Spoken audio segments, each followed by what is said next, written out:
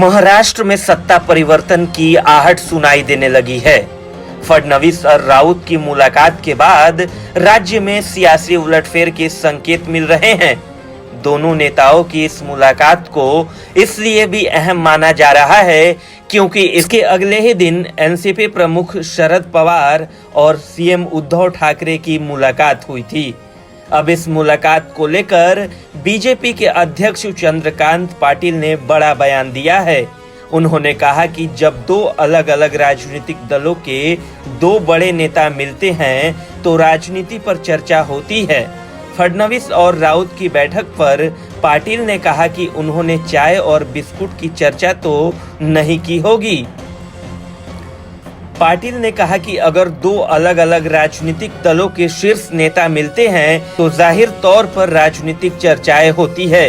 यदि वे 2 से ढाई घंटे साथ बैठते हैं तो चाय और बिस्कुट पर चर्चा नहीं होगी। चंद्रकांत पाटिल ने कहा कि कोई भी राज्य में मध्यवर्ती चुनाव नहीं चाहता है, लेकिन अस्थिरता से बाहर निकलने का कोई रास्ता नहीं है। एक अच्छी सुबह सब कुछ बदल जाएगा।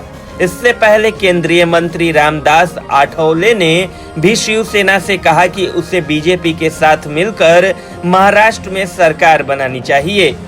आठवले ने दोनों पार्टियों के बीच शक्ति का बंटवारा करने का तरीका भी सुझाया।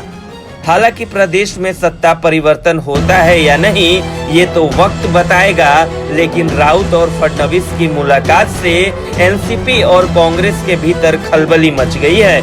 Bureau report WC news.